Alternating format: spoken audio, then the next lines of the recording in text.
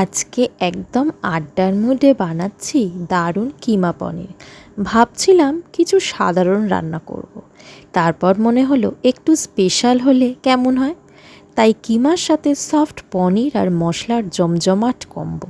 এটা ভাত, রুটি, পরোটা সব কিছুর সাথেই খেতে পারেন। তাহলে শুরু করি। এখানে পেঁয়াজ, টমেটো, শুকনো লঙ্কা, কাঁচা লঙ্কা, পনির নিয়ে নিয়েছি, গোটা জিরে নিয়ে নিয়েছি, আর ছোটো করে আলু কেটে নিয়েছি। আর কিমা তো সঙ্গে রয়েইছে। চিকেন কিমা নিয়ে নিয়েছি, একদম কিমার মতো করে কেটে নিয়েছি ছোট্ট ছোট করে। তারপর কড়াইতে সর্ষের তেল দিয়ে পনিরগুলো হলুদ দিয়ে হালকা হাতে নেড়ে নিতে হবে। একটু লালচে হয়ে গেলেই তুলে নিতে হবে। এক পিঠ লালচে হয়ে গেছে, অন্য পিঠ ভালো করে ভেজে তুলে নিলাম। ওই একই তেলের মধ্যে গোটা জিরে আর দুটো শুকনো লঙ্কা ফোড়ন দিয়ে দিলাম। তারপর কুচি করে রেখা পেঁয়াজ ভালো করে লাল করে ভেজে নিতে হবে। পেঁয়াজের একটু কাঁচা ভাব কেটে গেলেই এর মধ্যে টুকরো করে রাখা আলু ভাজার জন্য দিয়ে দিতে হবে। আলু আর পেঁয়াজ কিন্তু খুব ভালো করে ভেজে নিতে হবে। এরপর আমি দিয়ে দেব চিকেন কিমা। চিকেন কিমা, পেঁয়াজ, আলু খুব ভালো করে আমি ভেজে নেব। কিমাটা আমি একদম প্রথম স্টেপেই দিয়ে দিচ্ছি, যাতে কিমাটা খুব ভালো করে এই মশলার সাথে মিশতে পারে। দেখুন কিমাটা আমি দিয়ে নিয়েছি। কিমা দিয়ে ভালো করে নেড়ে নিয়ে আমি এর মধ্যে একে একে বাকি উপকরণগুলো দিয়ে নেব। দিয়ে নিলাম টমেটো আর কাঁচা লঙ্কা।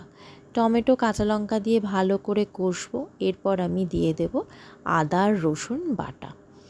এর মাঝে দিয়ে নিচ্ছি আমি কাশ্মীরি লঙ্কাগুলো, রেড চিলি পাউডার, জিরে গুঁড়ো, নুন, হলুদ। রোজের যে গুঁড়ো মশলা থাকে সেই গুঁড়ো মশলাগুলো আমি অ্যাড করলাম। আপনারা এই রেসিপিটা এইভাবেই স্টেপ বাই স্টেপ বাড়িতে বানান। প্রতিটা স্টেপ ভালো করে ফলো করুন আর বাড়িতে বানান। দেখুন আদা রসুন আমি থেঁতো করে রেখেছিলাম, দিয়ে নিয়েছি। আমি কিন্তু পুরো মিহি করে বাটিনি, একটু আমি শিলেতে থেঁতে নিয়েছি। এর মধ্যে দিয়ে দিলাম চিনি। রেসিপিটা বানিয়ে বলবেন, অবশ্যই কমেন্ট করবেন যে কেমন লাগলো। খুব ইউনিক একটা রেসিপি, যে কোনো কিছুর সাথে খেতে পারেন। এখানে আমি একটু ভালো ঘি ছড়িয়ে নিয়েছি। ভাত হোক, রুটি হোক, নান, পরোটা, লুচি, যে কোনো কিছুর সাথে আপনারা খেতে পারেন। এর মধ্যে একটু জল দিয়ে নিলাম, যাতে আলু, চিকেন, মশলা সবই ভালো করে কষা হয়ে যায়, মানে ভালো করে সিদ্ধ হয়ে যায়। দেখুন কি সুন্দর টকবক করে ফোটা শুরু হয়ে গেছে, আর একটা দারুণ স্মেল, সারা বাড়ি গন্ধ হয়ে গেছে।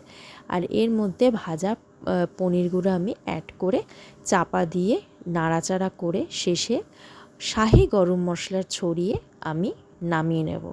রান্না আমার রেডি। দেখলেন তো, ঘরোয়া কিছু উপকরণ দিয়ে খুব সহজে বানানো হয়ে গেল।